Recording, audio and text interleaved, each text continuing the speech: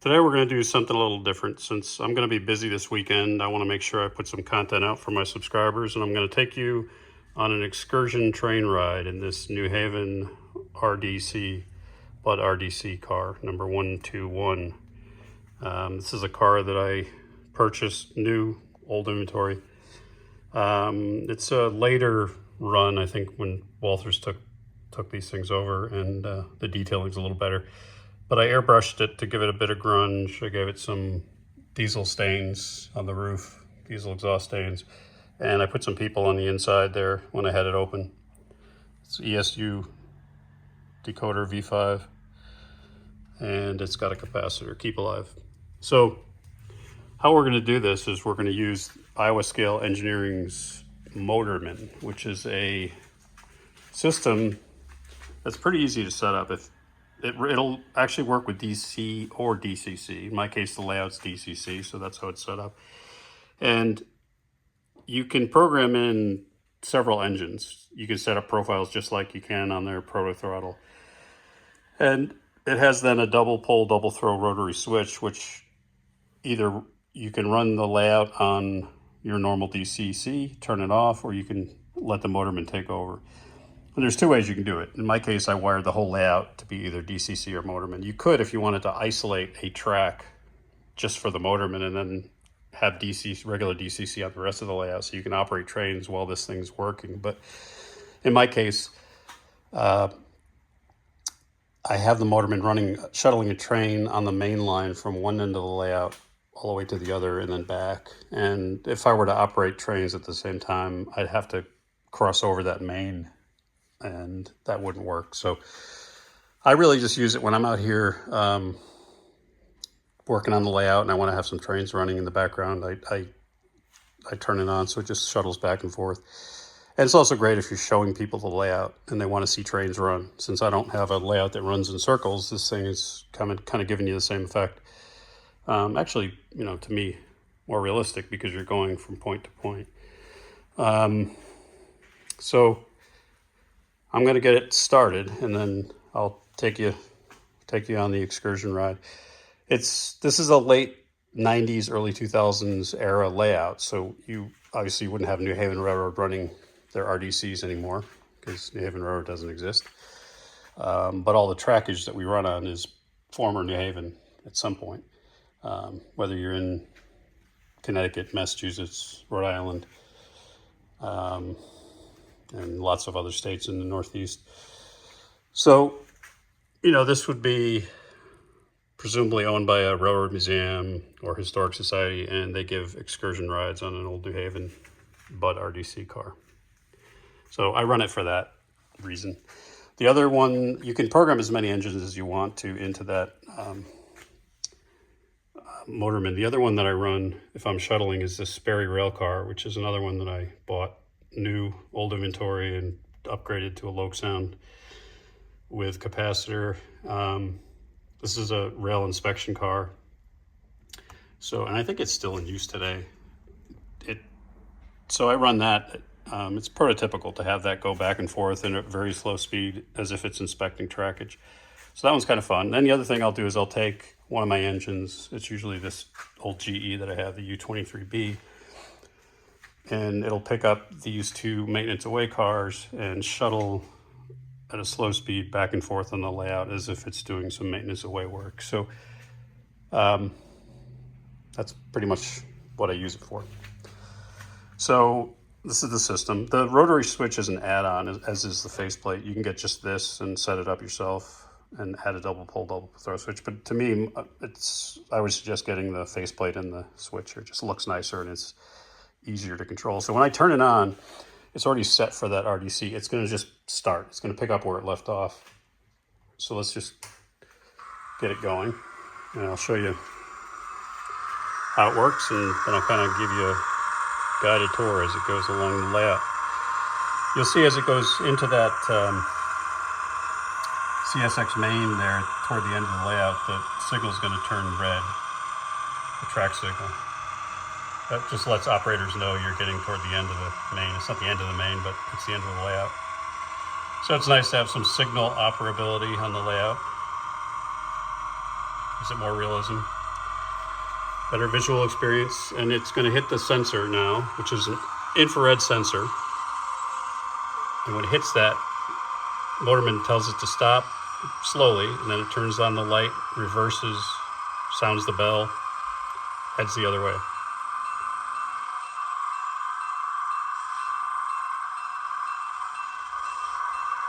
And you can program how quickly you want it to decelerate and accelerate, and you can tell it what functions you want it to activate when it stops and when it accelerates. So I told it to reverse the headlights, put the brake squeal on, and ring the bell when it starts, and so forth. So now we're heading out of the CSX yard, and this is the CSX main line. This is one of the reasons I put a tortoise machine on this curved turnout here with a light, so I know when I'm running a shuttle I'm not going to screw things up. Now as we go around this turn, I have the flange squealer built in under the tracks. It's also Iowa Scaled Engineering product using their motion sensor detectors, so you'll hear it go now when it goes around the corner.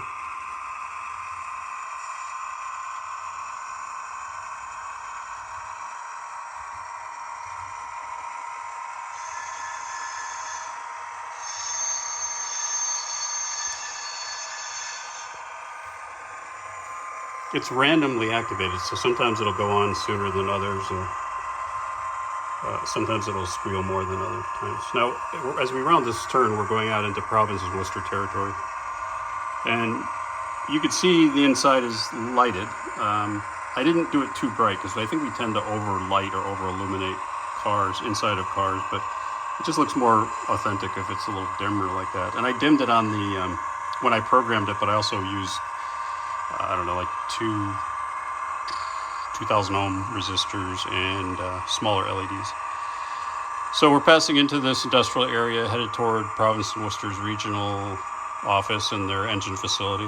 I guess it's not a very scenic trip for these passengers, but hey, it's a train ride. And you're seeing New England.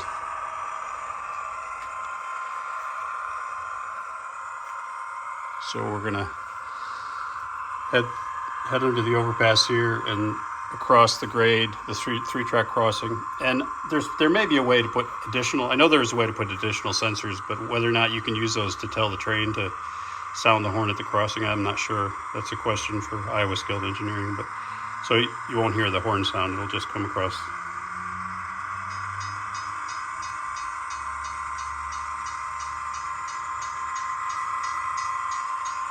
And we're going past the Northeast Distribution and Cold Storage. And we're heading into the new extension, which is the far end of the P&W main line. Not the end, but the end of the layout. You can see I use force perspective on the backdrop to make it look like it continues on. So now the same thing will happen. At this end, there's a sensor under the track, or between the rail, between the ties. And Motorman will tell it to slow down and turn on the opposite headlight, sound the bell, and head back the other way.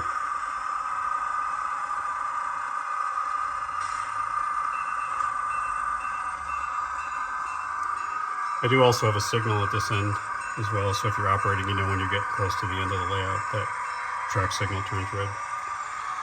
I like having signals, some visual appeal.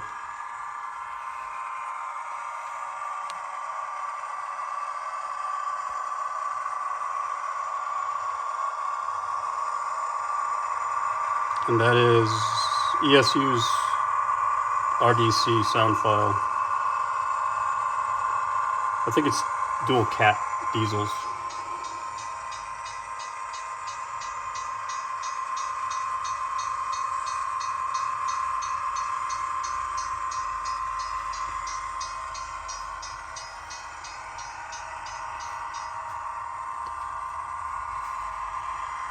Nice thing about this is it's doing the work for me. I can hold the camera and talk. I don't have to have my rotor throttle or NCE cab controller in my hand.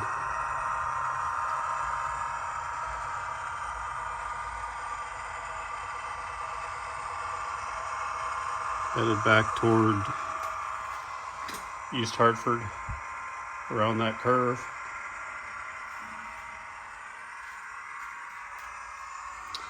And we've got a dwarf signal that tells us that turnout is oriented toward the main, not the yard, not the two yard tracks that are on the right.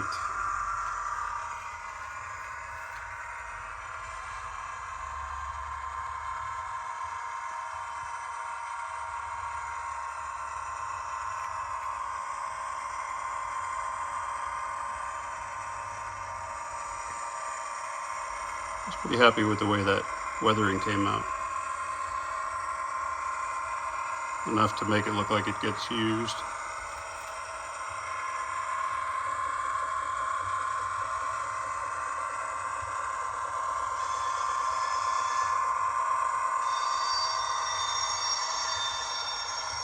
Flange squealer again as it goes around that tight turn.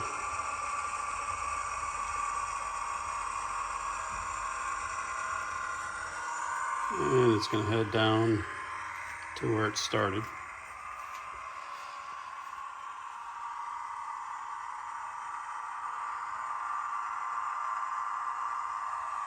Let's just watch that signal turn red.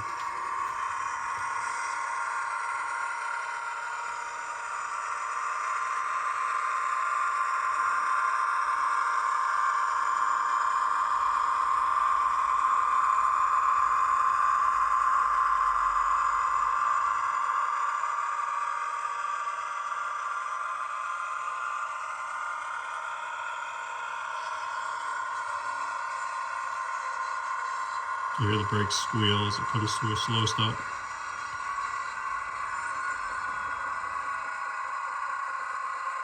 And we'll head back and just keep going back and forth. The distance to stop, you can see it leaves itself a little buffer, and that has to do with how the deceleration speed that you program into the Motorman, and also where you position the sensors. The sensors, I love their sensors. They're very accurate. They're infrared, and you can barely see them. So let me see if I can actually get them on camera. If you look at that ladder coming off the CSX engine, the steps, and then just go to the right of that between the ties, you'll see the black, looks like two little spider eyes. That's it. And there's one on the other side. So you have to kind of plan trial and error where you want that to be, given the stopping distance you want. And the sensors for this squealer are also Iowa Scout Engineering. You can see that mirror-like thing between the rails. That's a motion sensor, where the others are just detectors. They call them train spotters. These ones they call motion sensor train spotters, because it has to know that the train's moving before it activates the squealer, flange squealer. So yeah, it's a lot of fun. I mean, this one I don't run that often, but a lot of times I'll run that Sperry, because that's a bit more prototypical for what you see going tunneling back and forth on an industrial area like this.